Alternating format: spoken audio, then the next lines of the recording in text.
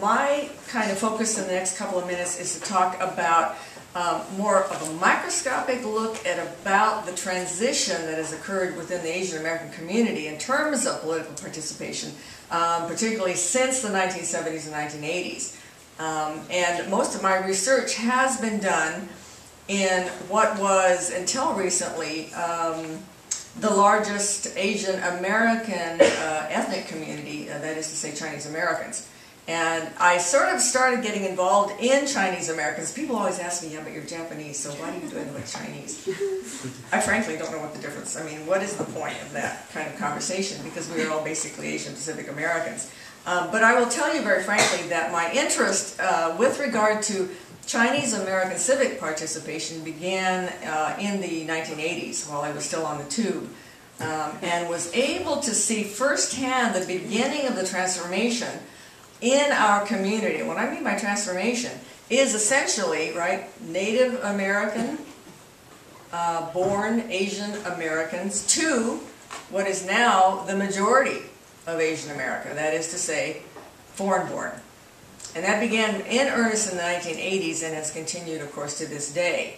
So most of my research, most of what I look at in terms of political participation has to do with the naturalized and foreign-born population of Asian Americans, who are, of course, now the majority.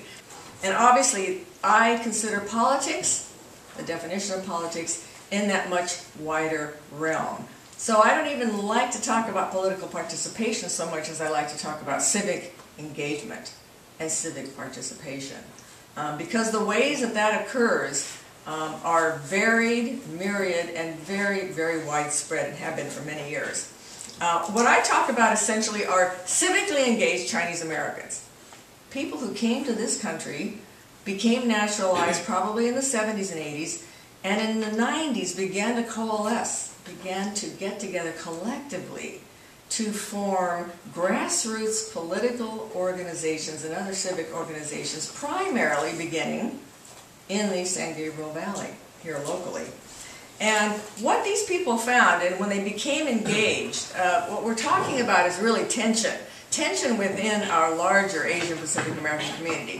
What I'm talking about is tension between native-born Asians and naturalized citizens.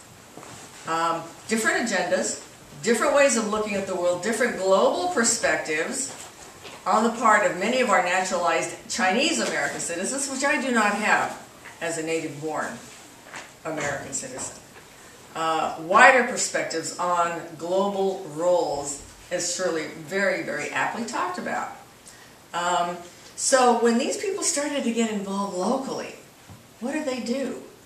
They ran up, in many cases, ran up against the already extant organizations with the leadership primarily of native-born Asian Americans.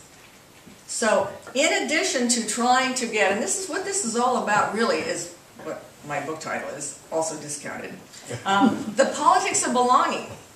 It isn't even so much to do with politics, electoral politics, it is the politics of belonging both socially, both legally, and culturally.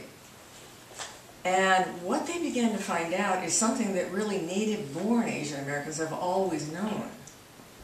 An existence that is largely racialized. Those of us who have been born here, who have lived all of our lives here, understand this. But for citizens who are now obviously naturalized, coming from Asia, it has been a big shock. And a lot of my research really focuses on the almost immediate and visceral understanding of how they are seen as American citizens, as racialized American citizens. And I just want to read one quote that one of the people in my book told me. And he said, when the Hainan incident happened, and you remember Hainan, right? I went to a debate in Orange County. I don't know whether she was naive or stupid or what, but the hostess asked me to put on a Mao jacket and a Mao cap.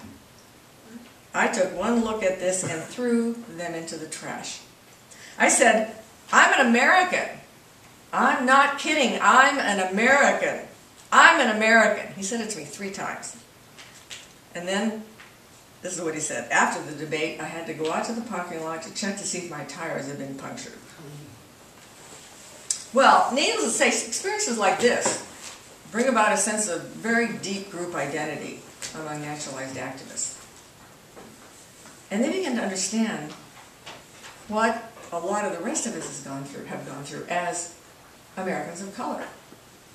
And although I really see, I think, a lot of problems, a lot of challenges in sort of forging group identity and forging group agendas within this very varied Asian American community now, what I also see are some commonalities. And those commonalities can tie us together, can afford us modes and ways of action and of getting involved in civic engagement. And primarily, what are we talking about? Well, experiences of color. Regardless of nativity, nativity makes much less sense than does how we are perceived as a community, as racialized citizens. And for many of the people who are becoming involved now, naturalized citizens, they're beginning to understand this. And yes, we can have commonalities of experience, commonalities of agenda. Even though it's not going to be easy, it is a challenge for us. But I am very hopeful, and I think, the bottom line is what Don was talking about in 1985 can apply to all of us now, to understand, as Shirley was saying, right, what's the elephant in the room? The burgeoning power, the burgeoning political significance of Asian countries, and of course in particular, right, the elephant in the room, China. Because what happens with U.S.-China relations, what happens with global relations, transnational relations, redounds to all of us as individuals in this community. So I would only say that what Don said that many years ago, which is amazing to me how pressing he really was, is still true today.